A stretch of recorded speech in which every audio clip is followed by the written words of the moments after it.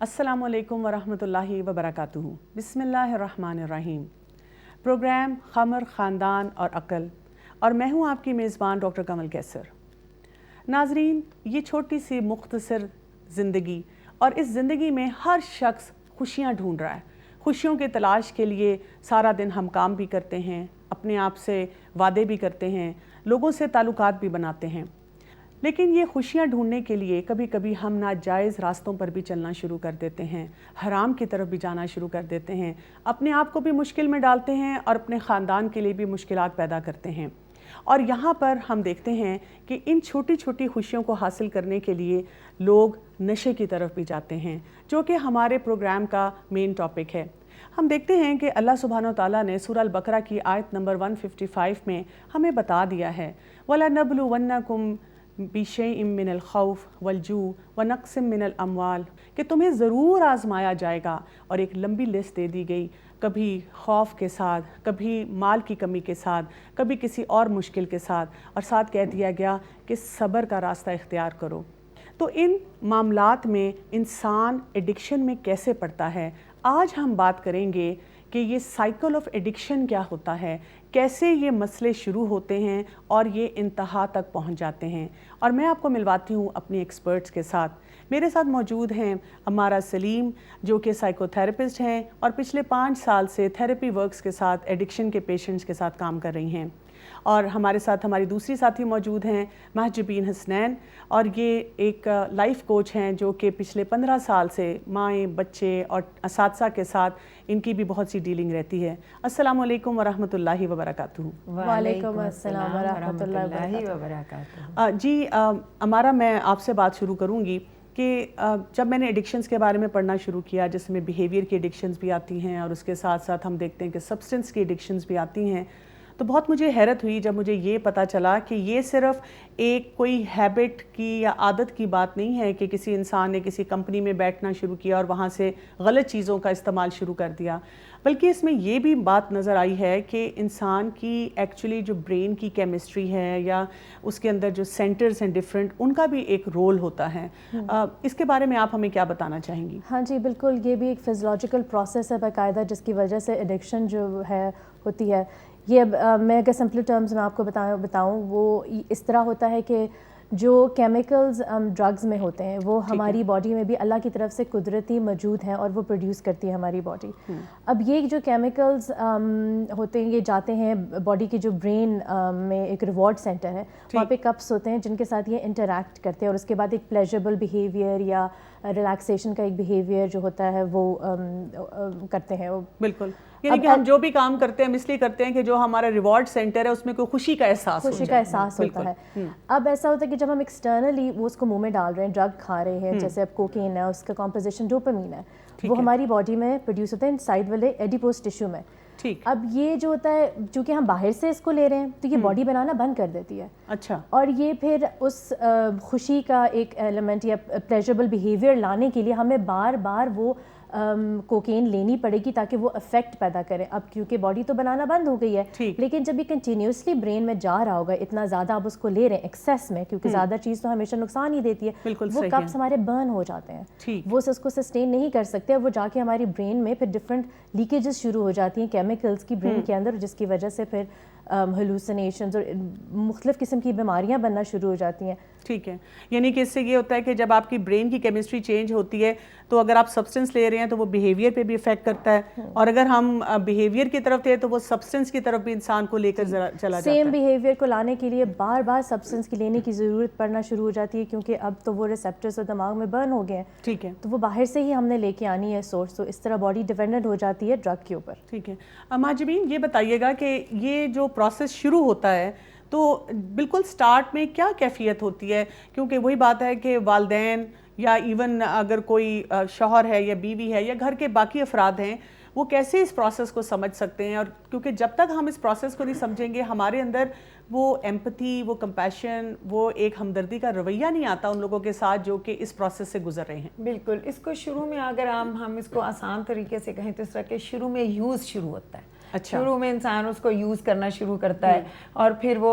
اس وقت گھر والوں کو بھی نہیں پتہ چلتا ایکچولی اس کے اندر کوئی ایک جنگ چل رہی ہوتی ہے, کسی بھی کوئی ایسا سٹریس آ رہا ہے, کوئی ٹریگر اس کو کر رہا ہے, تو وہ آہستہ آہستہ, لیکن ابھی اس کے سارے بیہیویئرز اس کے کنٹرول میں ہیں اور گھر والوں کو بالکل پتہ نہیں چل رہا کہ کچھ اس میں چینجز آ رہی ہیں, اور وہ بہت اچھی طرح سے اس کو مینیج کر لیتا ہے. اس کے بعد یوز کے بعد وہ جو شروع ہوتا ہے وہ مس یوز ہوتا ہے. جو سیکنڈ اسٹیج آتی ہے وہ مس یوز کی ہے کہ پھر وہ زیادہ, جیسے ابھی ہمارا نے بھی کہا کہ اب برین اب ہماری باڈی نہیں بنا رہی, اب اس کو ضرورت بھی زیادہ پڑ رہی ہے, اور پھر اس کو شروع میں اس کو بہت اچھا لگا لیکن اب آہستہ آہستہ اس کی ضرورت بنتا جا رہا ہے, تو وہ پھر اس کو مس یوز کی اسٹیج آ جاتی ہے. اور جو تھرڈ اسٹیج آتی ہے وہ ایبیوز کی ہے. اچھا, پھر وہ ایبیوز میں چلا جاتا ہے, اور جب وہ ایبیوز میں جاتا ہے تو پھر وہ ٹوٹلی سبسٹنس کا, اس اپنے بیہیویئر کا بالکل ڈیپینڈنٹ ہو جاتا ہے. اب گھر والوں کو بھی پتہ چلنا شروع ہو جاتا ہے, اب اس سے بات چھپائی نہیں جا رہی, اب یہ عام ہو گئی ہے, اور اب جو اس کے اندر کا ٹرموائل اور اندر کی لڑائی ہے وہ باہر بھی آ جاتی ہے. اچھا, یہ جو آپ بات بتا رہی ہیں تو مجھے ایسے احساس ہو رہا ہے کہ اکثر گھروں میں ہم اس طرح کی باتیں کہتے نظر آتے ہیں جب بھی ہم کسی ایڈکٹ کو دیکھتے ہیں,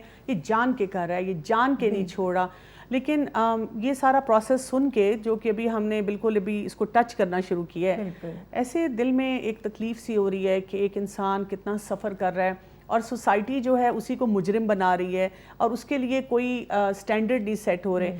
ہمارا یہ جب آپ کے پاس زیادہ کلائنٹس وغیرہ آتے ہیں تو آپ نے اس میں کون کون سے پری ڈسپوزنگ فیکٹرز دیکھے ہیں, یعنی کہ کون کون سی چیزیں آپ کو کامنلی نظر آئی ہیں جس کی وجہ سے یہ سائیکل جب شروع ہوتا ہے اور پھر وہ انٹینسیفائی ہو جاتا ہے, تو یہ دونوں چیزیں ہمیں ذرا بتائیے گا. پری ڈسپوزنگ فیکٹر میں بایولوجیکل فیکٹرز بھی آ جاتے ہیں, انوائرمنٹل بھی. ٹھیک ہے, بایولوجیکل میں جینیٹکس, اگر فیملی میں کوئی کر رہا ہے, یہ ایک ایڈکٹیو پرسنالٹی ٹریٹ ہے, جینیٹکلی چلی آ رہی ہے, تو وہ بھی وجہ ہو سکتی ہے. انوائرمنٹل فیکٹرز میں یہ ٹراما ہو سکتا ہے کسی قسم کا, یا کوئی ڈیزیز ہو سکتی ہے اس کو,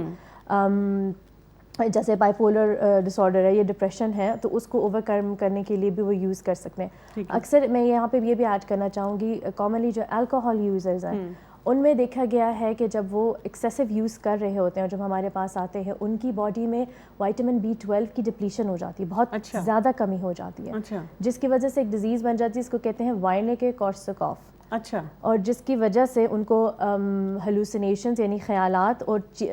خیالات, ڈیلوژنل خیالات آنا شروع ہو جاتے ہیں, اور ہلوسینیشنز میں ان کو چیزیں, مختلف قسم کی آوازیں اور چیزیں نظر آنا شروع ہو جاتی ہیں. ٹھیک ہے. جیسے ابھی مہجبین بتا رہی تھی کہ پہلے یوز ہوتا ہے پھر ابیوز کی طرف جاتا ہے, تو جب وہ بہت آگے کی سٹیج پہ چلے گئے ہوتے ہیں وہاں پر بھی کچھ اور قسم کے پری ڈسپوزنگ فیکٹرز ہوتے ہیں یا وہی چیزیں چل رہی ہوتی ہیں؟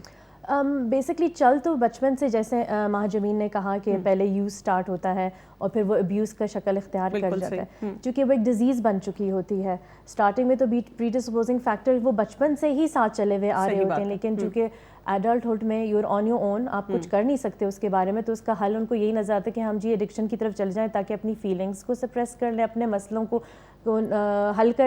کا سولوشن یہی ہے, اور نم کر لیں اپنے آپ کو ان تکلیفات سے. تو وہ بس ایک ڈیزیز کی شکل اختیار کر جاتی ہے اور ان کے کنٹرول سے باہر ہو جاتی ہے, وہ مینیجبل ہی نہیں ہوتی ان کے لیے, ادھر اس صورت میں ان کو پھر ہیلپ کی ضرورت ہوتی ہے. اچھا مہجبین, یہ دیکھیے گا کہ یہ کہ کامن آبزرویشن یہ ہے کہ جب ساری سوسائٹی کہہ رہی ہے کہ یہ غلط ہے, یہ حرام ہے, ہمارا دین بھی بتا رہا ہے, ایون ماہر نفسیات بتا رہے ہیں, اب اس کے بارے میں ہم دیکھتے ہیں کہ پبلک کے پاس اتنی اویئرنیس ضرور آ چکی ہے کہ لوگ جانتے ہیں یہ چیز ٹھیک نہیں ہے. جو ہمارے ینگسٹرز, بچے یا ایون کوئی بڑی عمر کے لوگ بھی جو ہیں جب کسی قسم کی ایڈکشن کا شکار ہو جاتے ہیں, ان کو یہ ساری چیزیں پتہ ہوتی ہیں کہ یہ برائی ہے, اس کو وہ چھپ کے کر رہے ہوتے ہیں, اپنے کلوز سرکلز میں کر رہے ہوتے ہیں, تو یہ بات ان کو کیوں نہیں سمجھ آتی؟ ان کو ایٹ ٹائمز جب ان کو سمجھ آ رہی ہوتی ہے وہ چاہتے بھی ہیں چھوڑنا, لیکن یہ کہ ایسا سائیکل چلتا ہے کہ وہ جیسے گلٹ, ان کو ایک ٹریگر آ کے انہوں نے سبسٹینس لینا شروع کیا, اس کے بعد کیا ہوا, ان کو گلٹ آتا ہے. اب وہ اس گلٹ کو مٹانے کے لیے دوبارہ سبسٹینس ہی کی طرف جاتے ہیں, ان کو وہ راستے یا وہ طریقے نہیں آتے کہ وہ اس گلٹ کے لیے کس طرف جائیں, تو وہ پھر دوبارہ, اور پھر وہ زیادہ سے زیادہ انڈلج ہوتے چلے جاتے ہیں. تو یہ ایسا سائیکل ہے کہ اس کو بغیر انٹرونشن کے آپ توڑ نہیں سکتے. اس کے لیے آپ کو فزیشینز, سائیکیٹرسٹ, کاؤنسلر کے پاس پھر جانا بہت ضروری ہو جاتا ہے. جیسے دیکھیں کہ ہم قرآن میں دیکھتے ہیں کہ اللہ سبحانہ تعالیٰ نے ہمیں نفس کے بارے میں بتایا ہے اور نفس کی 3 کیٹیگریز کے بارے میں بتایا ہے کہ ہمارے پاس ایک نفس مطمئنہ ہمیں ٹارگٹ دیا ہے کہ اس کو آپ نے کرنا ہے, اور اس کے ساتھ ایک نفس ہوتا ہے نفس امارہ, اور وہ ہوتا ہے جو بالکل ڈیڈ ہارٹ ہے, اور ایک پھر دل ہوتا ہے جس کو ہم کہتے ہیں نفس لوامہ جو ملامت کرتا رہتا ہے. تو اس سے بھی ہمیں پتہ چلتا ہے کہ کچھ لوگ شاید کر کے برائیاں وہ اس حد تک پہنچ چکے ہوتے ہیں کہ دے گیو اپ آن لائف, بالکل ان کا امارہ دل ہو جاتا ہے, نفس امارہ ہو جاتا ہے, پھر ان کا دل نہیں چاہتا کہ ہم کسی طرح سے بھی اپنے آپ کو بچائیں. اور ان کو مجھے یہ بھی لگتا ہے کہ اگر ان کو اچھی سپورٹ ملے, وہ چاہ رہے ہوتے ہیں, ہر انسان کے اندر ایک اچھا انسان چھپا ہوا ہے, ان کو چاہتے ہیں وہ, لیکن وہ جب اسٹیج پہ آ جاتے ہیں تو ان کے وہ خود سے کچھ نہیں کر سکتے. اس وقت انہیں باہر کی سپورٹ کی بہت زیادہ ضرورت ہوتی ہے, اور جو ہم انہیں شیم اور گلٹ سے اگر بچا لیں اور ان کو یہ کہیں کہ آپ اچھے انسان ہیں, آپ بیمار ہیں, آپ کو یہ بیماری اور آپ کا علاج ہوگا تو آپ واپس ٹھیک نارمل انسان ہو جائیں گے. اور پھر جب ایک نارمل انسان ہو جائے پھر بھی ہمیں رویے بہت اچھے رکھنے پڑتے ہیں. کس سٹیج پر گھر والے جو ہیں ان کو علاج کے لیے لے کے آ جانا چاہیے؟ جب نظر آ رہا ہو گھر والوں کو کہ یہ جی فنکشن نہیں کر سکیں, وڈرال سمٹمز بہت زیادہ ہیں کہ چھوڑنے کی وہ کوشش بھی کریں اور خود سے چھوڑ نہیں پا رہے تو, اور ڈیلی فنکشننگ میں جو کہ اپنا کوئی جاب ہے اس پہ نہیں جا پا رہے ہیں, یا بچے ہیں اسٹوڈنٹس ہیں وہ کمرے میں زیادہ بند ہو رہے ہیں, انٹریکٹ نہیں کر رہے ہیں فیملی ممبرس کے ساتھ, ان کا کھانا پینا افیکٹ ہو رہا ہے, ان کی سوشل لائف افیکٹ ہو رہی ہے, ان کی پڑھائی افیکٹ ہو رہی ہے, تو فوراً سے لے کے جانا چاہیے. اول تو کوشش کریں کہ پہلے ہی لے کے جائیں, جو ہی پتہ چلے کہ جی کسی نے ڈرگ سٹارٹ کر دیے, کسی فرینڈ نے آ کے بتا دیا ہے پیرنٹس کو کہ آپ کا بیٹا ڈرگز میں ہے, تو ان کو وہاں پہ ہی ایکشن لینے کی ضرورت ہے. کاؤنسلنگ کے لیے ضرور لے کے آئیں, اور اگر بہت سیویئر ہے تو ڈیٹاکسیفیکیشن اور ریہیب کے میں لے کے آئیں. ٹھیک ہے. جیسے ہمارے پاس مہاجبین, آپ یہ بتائیں کہ ہمارے پاس جیسے فیملیز آتی ہیں اور وہ ان کو شک ہونا شروع ہو جاتا ہے کہ شاید میرا بچہ ہے وہ کام کر رہا ہے, مجھے لگتا ہے میرا ہسبینڈ جو ہے وہ آج کل ان کا بیہیویئر تھوڑا سا چینج ہو چکا ہوا ہے, اور وہ مجھے لگ رہا ہے کہ کسی قسم کی ایڈکشن میں وہ جا رہے ہیں. تو اس سٹیج پہ ایسے جو وہ فیملی ممبرز ہیں ان کو کیا رول پلے کر سکتے ہیں, کیسے وہ اس چیز کو ہینڈل کر سکتے ہیں؟ ایک تو وہ کلوزلی ان کو آبزرو کریں کہ کیا کیا چینجز آ رہی ہیں. جیسے ابھی ہمارا نے کہا نا, ان کا اکثر یہ ہوتا ہے کہ لونلینس میں چلے جاتے ہیں, اکیلے بیٹھنا زیادہ پسند کرتے ہیں, فیملی میں نہیں بیٹھتے, فرینڈس فریکوینٹلی چینج ہو رہے ہوتے ہیں ان کے. تو اب وہ جب گھر والوں کو ایک اویئرنیس جب آ رہی ہوتی ہے تو ان کو یہ اس وقت ایک تو ان کے ساتھ بہت اچھا رویہ رکھنا چاہیے, بہت پیار اور محبت سے, تاکہ ان کو گھر کی سپورٹ ملے, اور وہ رویہ ان کو پھر بھی واپس لانے کے ان کے ذہن میں آئے گا, لانے کے لیے بہت ضروری ہے. اور سپورٹ, اور پھر ادھر ادھر بات کریں, معلوم کریں کہ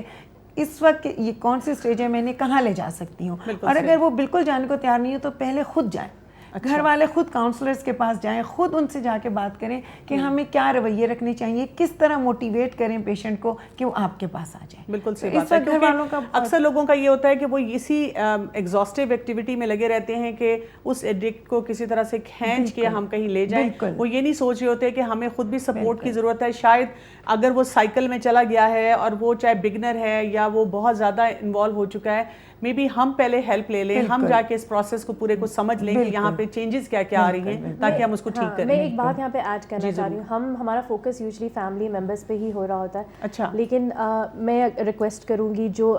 فرینڈز ہیں بچوں کے اسکولز میں, ان کو سب سے پہلے پتہ چلتا ہے اس چیز کے بارے میں کہ جی ہمارا یہ فرینڈ ہے, وہ ڈرگز میں ہے یا یوز کر رہا ہے, یا کسی بائی کر رہا ہے, کسی لے رہا ہے. تو اگر یا آفس میں آپ کے ساتھ آپ کے کولیگز ہیں, بالکل, یا کزنز ہیں, جاننے والے ہیں, تو ان کی رسپانسبلٹی بنتی ہے کہ آپ گھر والوں کو انفارم کریں. بالکل. If you care about that person, آپ کو ان کا خیال ہے, تو آپ ضرور جائیں اور ان کو انفارم کریں. آگے وہ جیسے بھی ڈیل کرتے ہیں وہ کریں, لیکن یہ رسپانسبلٹی ہے یہاں پہ. بالکل ٹھیک ہے. ناظرین, لیتے ہیں ایک شارٹ بریک اور اس کے بعد اس سے مزید آگے بات کرتے ہیں اور انڈرسٹینڈ کرتے ہیں سائیکل کو. Stay with us please.